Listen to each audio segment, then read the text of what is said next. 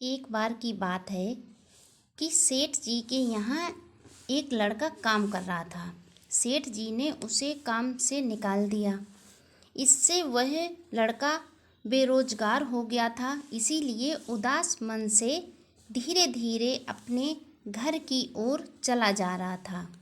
तो रास्ते में उसे एक बूढ़ा आदमी मिलता है जिसे एक मजदूर की ज़रूरत होती है। लड़का सोचता है पास में पैसे हैं नहीं तो चलो एक दिन के लिए ही सही, लेकिन कुछ पैसे तो आ ही जाएंगे। वह लड़का बूढ़े आदमी से के पास जाता है और पूछता है कि दादाजी क्या काम है, मैं करूँगा। बूढ़ा आदमी बोलता है ये 3 थैला हैं, जिसमें से यह एक भारी है।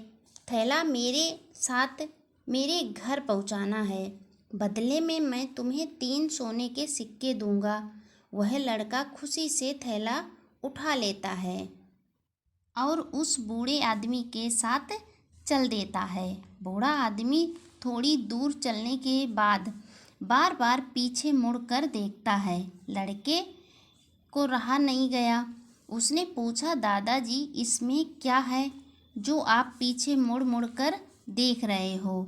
क्या आपको मुझ पर भरोसा नहीं है? बूढ़े आदमी ने कहा, बात तो तुम्हारी सही है, लेकिन इस थैले में तांबे के सिक्के हैं। उस लड़के को थोड़ा अजीब लगा, लेकिन लड़के ने भी बताया वह कल तक सेठ के यहाँ काम कर रहा था, लेकिन आज सेठ जी ने इसे इसलिए निकाल दिया क्योंकि सेठ मुझसे बोलता था सामान में मिलावट करके कम तौलो। मैंने मिलावट और कम तौला नहीं, तौलने में हेर फेर नहीं की, इसीलिए मेरी ईमानदारी का फल मुझे मिला।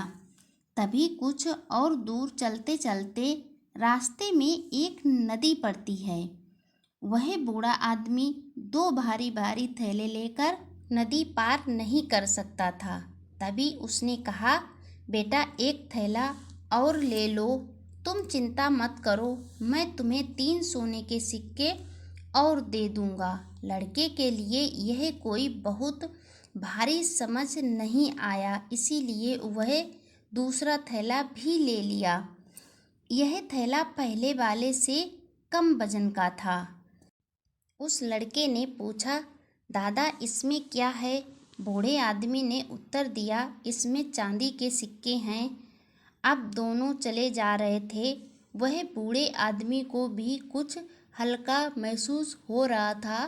तभी दोनों आराम से जा रहे थे कि रास्ते में एक पहाड़ आता है।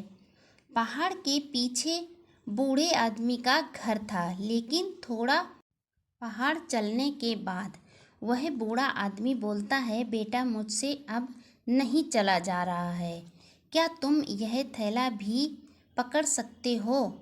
मैं तुम्हें इस थैले के भी 3 सोने के सिक्के और दे दूंगा। लड़के को वजन नहीं समझ आ रहा था, इसीलिए उसने तीसरा थैला भी ले लिया।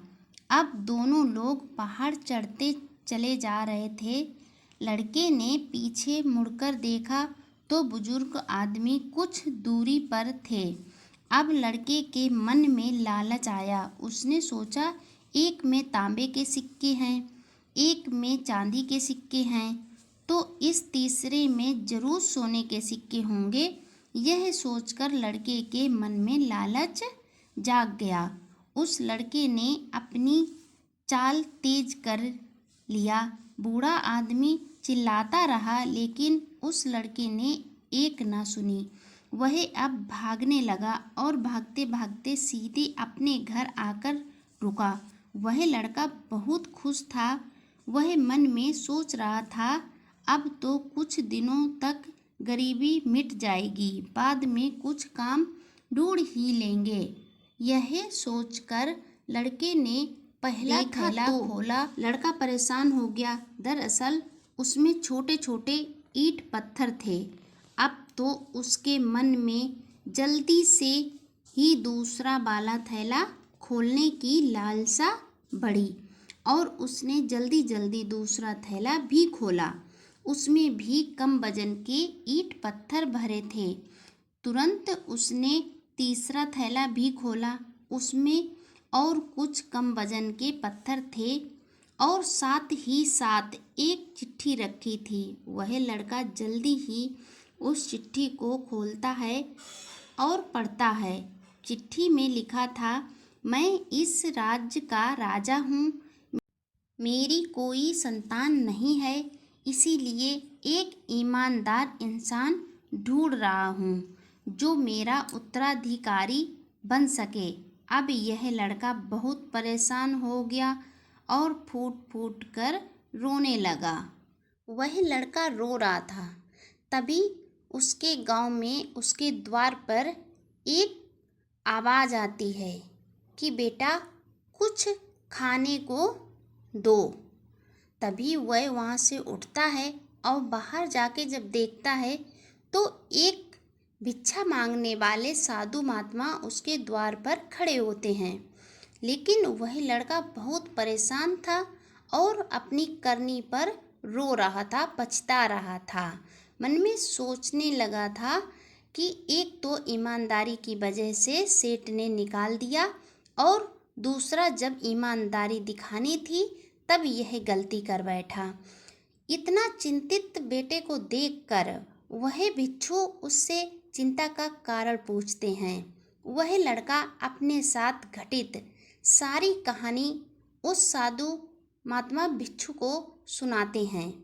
तभी वह भिक्षु बेटे को सांत्वना देते हुए और उसके ऊपर सर पे हाथ रखते हुए मुस्कुराते हुए उससे कुछ समझाने लगते हैं कि बेटा तुम चाहे जीवन भर अच्छाई करो या ईमानदारी से चलते रहो, लेकिन एक छोटी सी चूक होने पर सारी जीवन का अच्छाई का फल बुराई में बदल जाता है, नष्ट हो जाता है।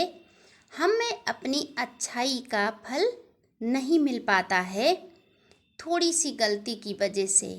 इसीलिए अगर तुम जिस रास्ते पर चल रहे हो, आँख बंद करके उसी रास्ते पर चलते रहना चाहिए।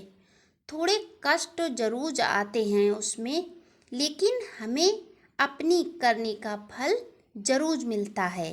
अगर तुम अच्छाई के रास्ते पर चल रहे हो तो अच्छा ही फल मिलेगा, और अगर तुम बुराई के रास्ते पर चल रहे हो तो तुम्हें बुरा ही फल मिलेगा, लेकिन तुम्हारे कर्मों का फल तुम्हें मिलेगा जरूर। इस कहानी की तरह हम भी जीवन भर ईमानदारी से अच्छे कर्म करते रहते हैं, लेकिन हमारा बस एक गलत कदम सारी अच्छाइयों पर पानी फेर देता है। इसीलिए अगर आप पर बुराई हावी हो तो सिर्फ यह सोचना कि हम जिंदगी भर अच्छाइयाँ क्यों निभाते चले आए। इसीलिए ईमानदारी से अच्छे कर्म करते रहिए और बुराई को अपने ऊपर हावी ना होने दें, तभी हमें ईमानदारी और अच्छाई का फल मिल पाएगा, वरना कभी नहीं। कहानी अच्छी लगे तो लाइक शेयर कमेंट जरूर करें।